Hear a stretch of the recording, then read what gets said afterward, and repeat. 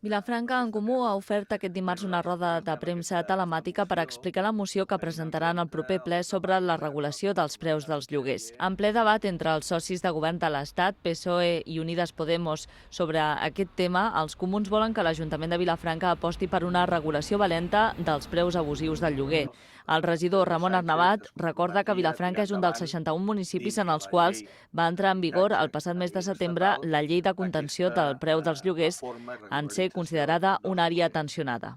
Per tant, aquí hi ha uns compromisos que s'han de complir i nosaltres el que volem i demanem en aquesta moció fonamentalment és que l'Ajuntament de Vilafranca en ple, per unanimitat, si és possible, pressioni, insti el govern de l'Estat espanyol a aprovar una llei d'habitatge que contempli la regulació dels lloguers i, a més, que dongui potestats als ajuntaments en la gestió d'aquest control. En aquest context, des de Vilafranca en Comú consideren imprescindible que es desenvolupi el Pla Local d'Habitatge perquè tothom pugui accedir a un habitatge digne i s'ampliï el parc d'habitatge social de lloguer. Tenim la diagnosi, les primeres propostes, hi va haver un debat públic,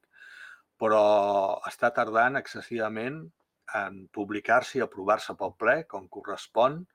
i nosaltres emplacem a l'equip de govern i a tots els grups municipals a tirar endavant aquesta llei d'habitatge i aprovar-la de forma definitiva dins d'aquest any 2021, perquè això ens ajudarà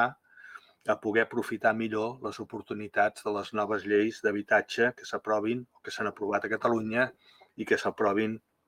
en un futur a nivell de l'Estat.